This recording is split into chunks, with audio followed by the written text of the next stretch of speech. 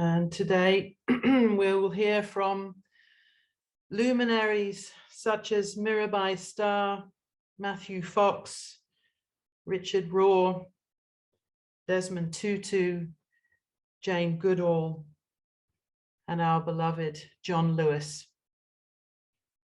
showing that the wisdom that we'll be sharing later prevails, prevails, prevails. And let us light the candle together. And as we do so, I want to remember those that we love who can't be with us today. I'm dedicating the candle and its light of healing to both Debbie and Leandra. If you're watching this, Debbie, later, and Leandra, we miss you, we love you, and please recover soon and fully. And we light the candle for ourselves, for all those that we love, for our beloved community, and for our planet. And let it be so.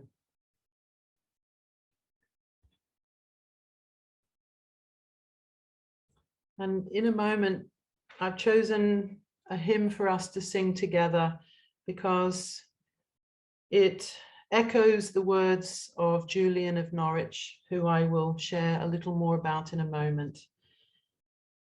But she says these things that I want to say before we go into the hymn to make sense of why I chose it. She said, "The divine being feels great delight being our father and our mother." And she said very bravely, very profoundly, and quite uniquely, given the time and context in which she was writing, she said, "Patriarchy is amongst us, but it is not of the divine."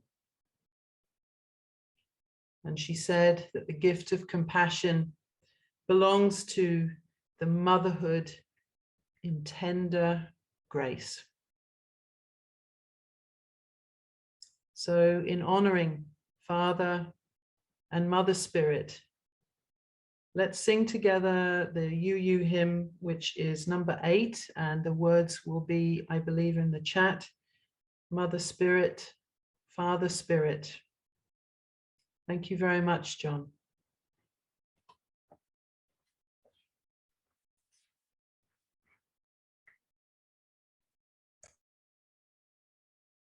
Mother Spirit, Father Spirit, where are you?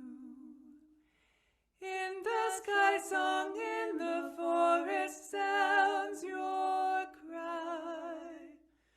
What to give you, what to call you, what am I? Many drops are in the ocean deep and wide. Sunlight bounces off the ripples to the sky. What to give you, what to call you, who am I? I am empty, time flies from me, what is time? Dreams eternal, fears infernal haunt my heart. What to give you, what to call you, oh my God. Mother Spirit, Father Spirit, take our hearts. Take our breath and let our voices sing our parts. Take our hand and let us work to shape our art.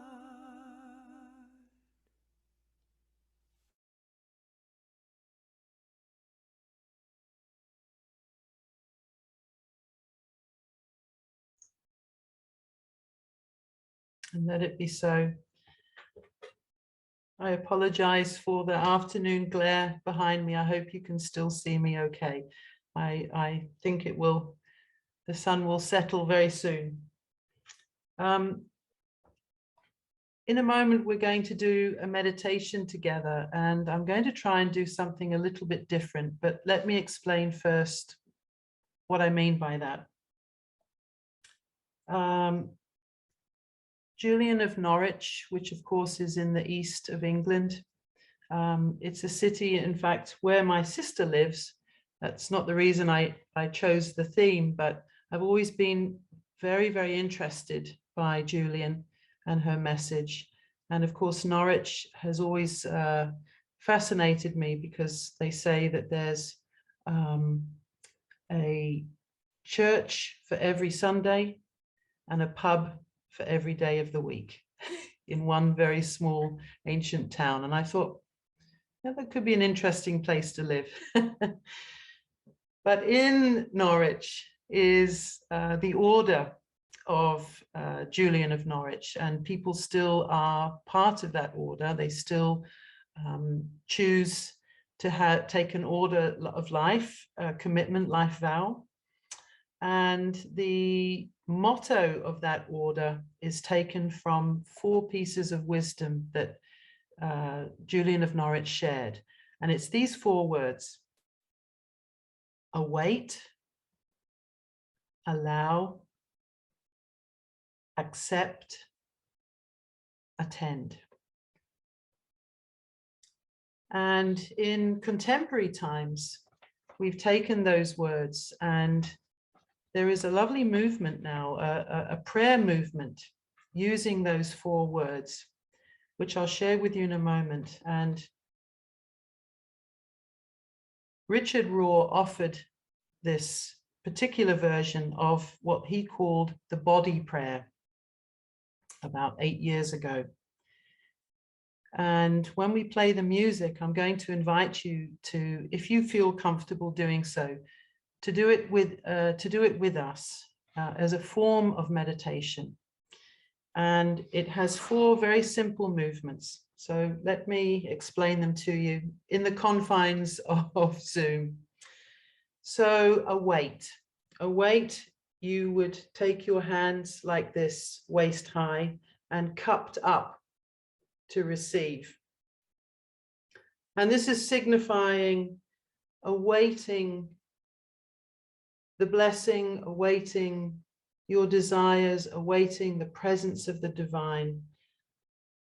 Not as you hope, not as you expect, not as you imagine necessarily, but just as it is in this moment. So you would start off waist high like this. Then the next word is allow. And there you reach up with your hands open above your head, above your shoulders if you can. And this is to allow a sense of the divine present to come and be what it is without any expectation or any influence on your part, just allowing life to be, allowing the moment to be. Accept, you bring the hands to you and you place over your heart. Accepting as a gift whatever comes or doesn't come. Accepting that you are not in charge. Accepting the infinite, the unknown, the mystery, whether you're aware or not. And then finally, hands stretched out in front of you. Attend. Attend to what you're called to. Attend to that which is your life's purpose. Attend to the need that is before you. Attend to what is yours to do. So we'll try again. Accept, hands cupped at your waist. Allow, hands up and over your shoulder. Accept, hands closed and over the heart. Attend, reach out in front of you.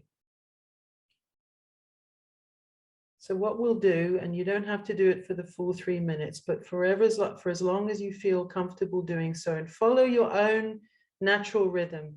We're going to listen to a piece of music called Pacific, which, as you know, in Latin means peace.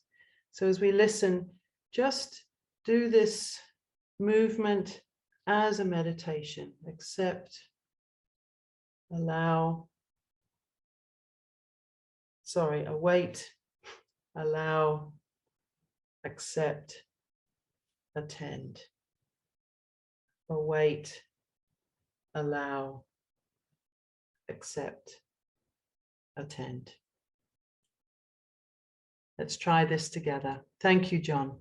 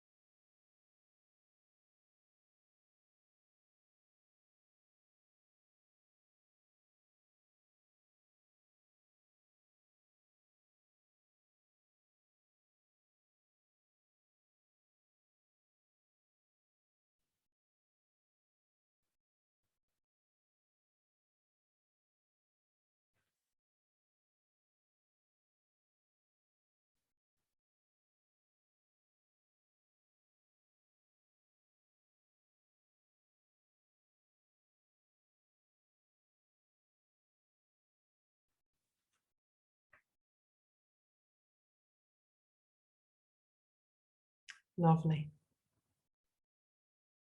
Thank you, everybody.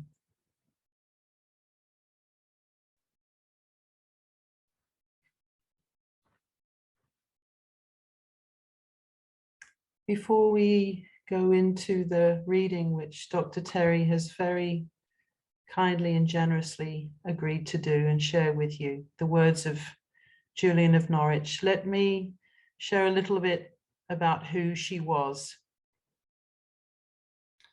Julian was from the 13th century. She was born, they're not quite sure, but sometime in the mid 1350s.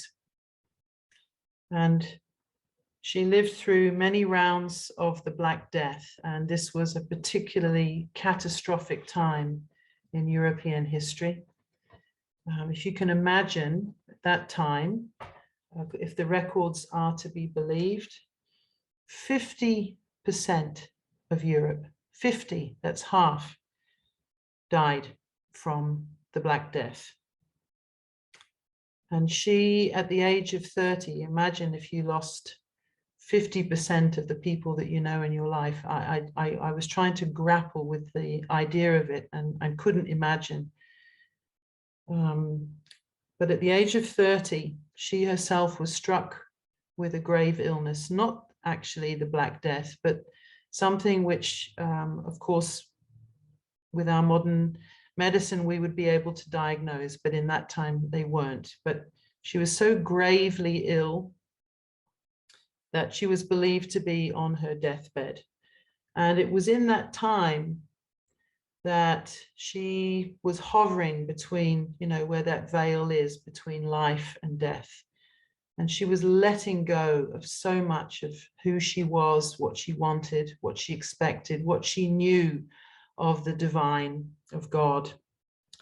And in that space between the two worlds, she said, and she wrote later, that she understood that the divine was not remote. And that was something very profound, given that in that time, especially the Christian faith, it was quite top down. And you were told what to do, where to go, how to do it, what to believe. The wisdom was shared to you from someone else, and you had to accept it and believe it and take it in faith.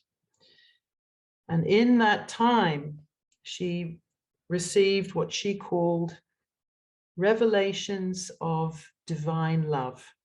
Revelations of divine love. And she received 16 of them that made up the body of her work.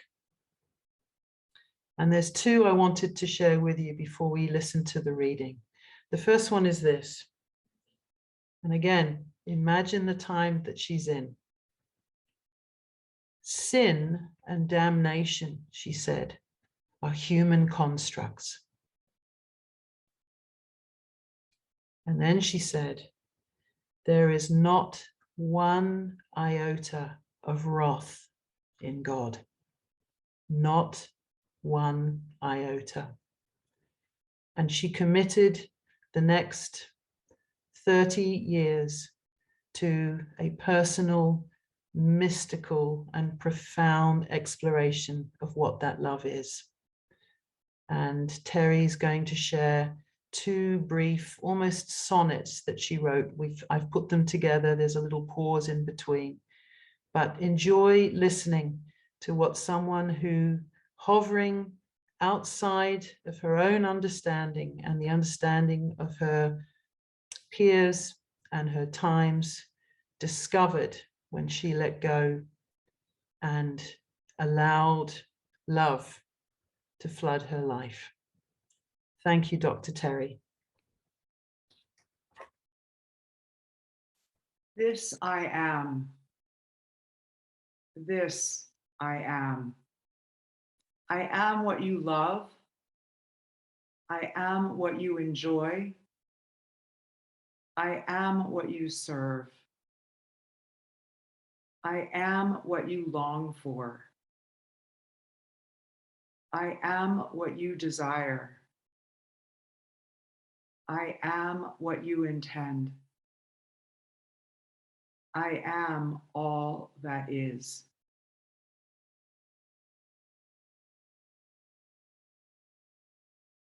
God said, "This I am," the capability and goodness of the fatherhood, This I am, the wisdom of the motherhood. This I am, the light and the grace that is all love. This I am, the Trinity. This I am, the unity. I am the sovereign goodness of all things. I am what makes you love. I am what makes you long and desire. This I am, the endless fulfilling of all desires.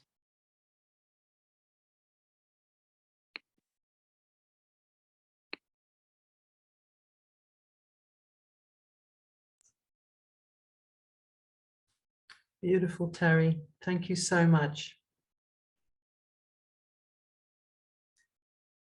I promised you a cast of characters today.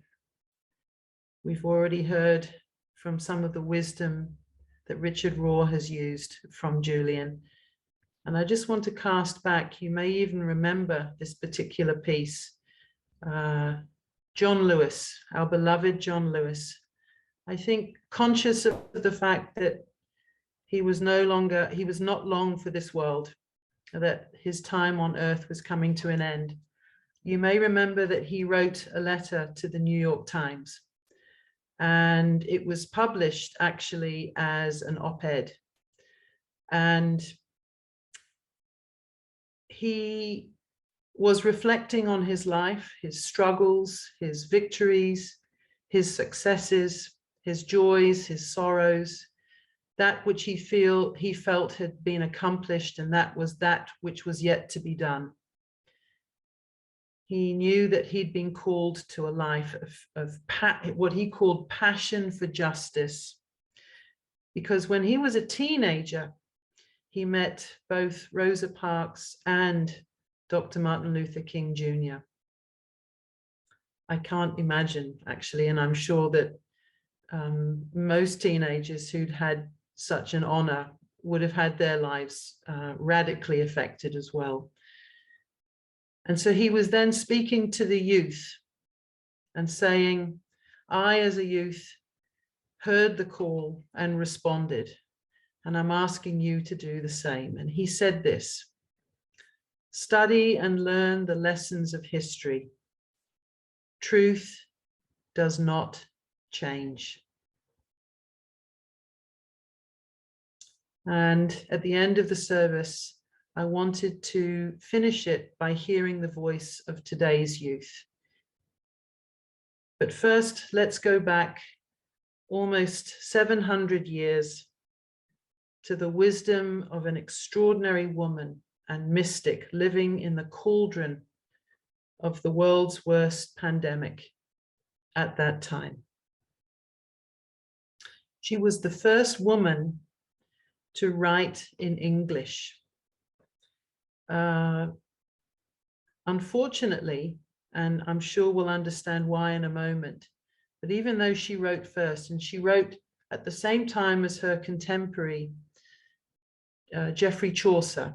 I don't know if you were forced to study him as a high school student in the way that I was, but Geoffrey Chaucer managed to get to the printing press well before she did.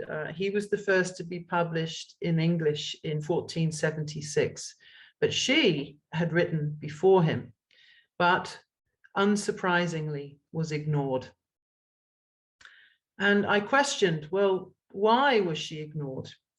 And perhaps, I think, because she was a radical. As we heard, she spoke on the power and the presence and the beauty and the essence of the divine feminine, which, as we said earlier, in the midst of all that patriarchy, was falling on fairly deaf ears. And then she spoke of something very radical if you consider the Christianity of her time. She spoke of non-dualism.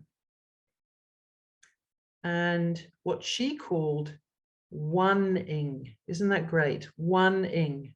She made it a noun and a verb. It was what she called the glorious mingling of body and soul, matter and spirit. They were not, she said, as the teachings of the time were insisting, they were not separate. They were absolutely one and the same. And she was ignored, of course, because the world was consumed at that time with empire building, with land discovery, with raiding and destroying indigenous cultures, chasing knowledge over wisdom, enslaving others, and practicing patriarchy and misogyny. But in all of this, very interestingly, in her radical being, in her radical essence, in her radical writings, and in her radical protestations, she was not persecuting or prosecuting them. She was saying, I am a lover. I am a lover of the divine. I am a lover of humanity, and I am a lover of the earth. And of course, her message was so subtle, so radical, the world didn't have ears to hear.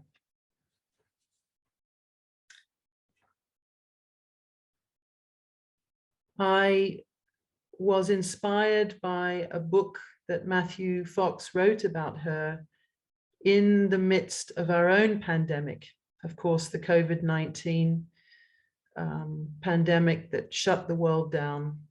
And he produced this book about her teachings.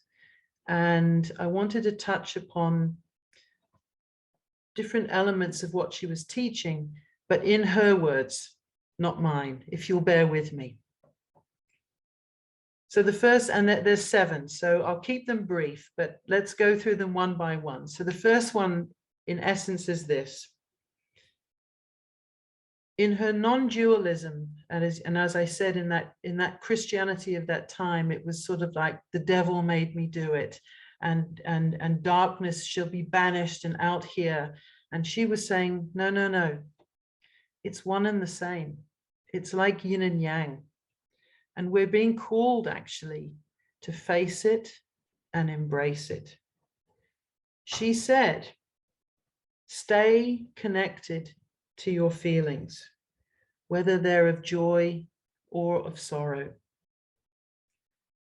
And get used to, she said, the dance of both mirth and mourning. Stay flexible. Her next depth of teaching was about goodness and joy and awe and wonder. She called us to fall in love with the world in spite of history. And then she said, and of course, we're all one and the same and of accord with her. But again, this was so radical in a time when they were teaching about dominion over the earth. She said, and I quote, God is the same thing as nature. Imagine. And she said, God is the very essence of nature. Dwell on that.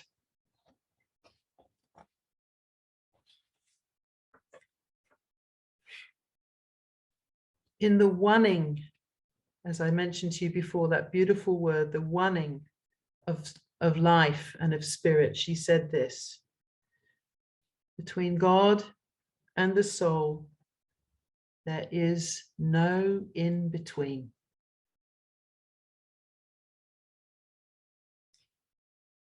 On divine feminine and the motherhood of God, she said, the mother is nearest readiest and surest.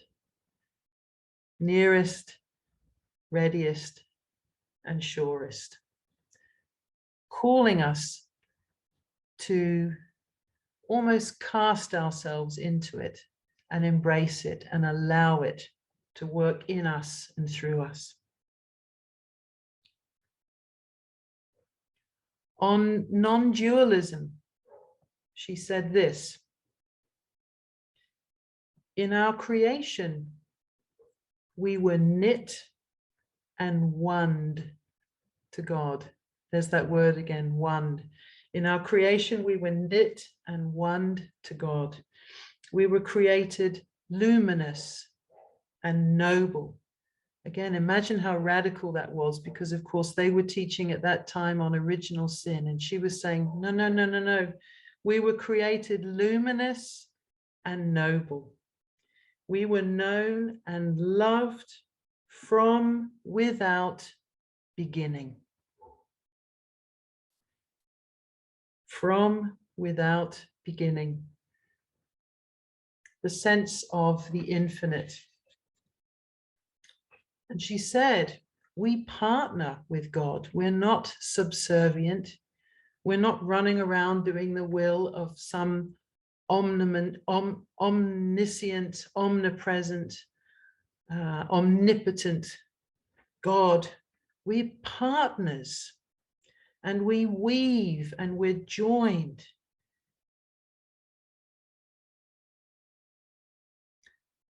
And in a time when the sensuality of life was being eschewed and driven away and saying, no, no, no, no, that's sinful. You can't do that.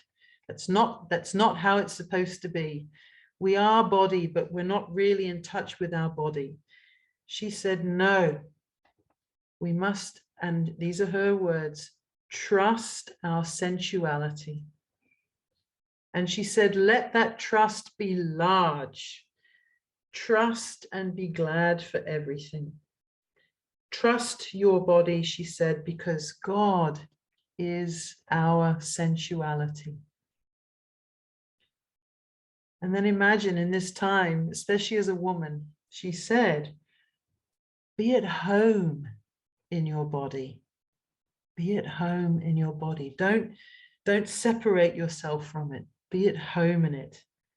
For God willed that we have a twofold nature, sensual and spiritual.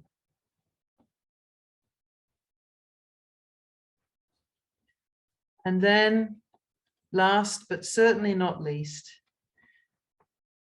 her idea of what triumphing over evil. Again, it's not outside, it's not other, it's present, and of course, in a way, we're the creators of it. And she's saying how to triumph over it. Well, stand up against it, she said. Where you see it, stand up against it, for it is in our nature to reject it. Because God is justice. God is justice.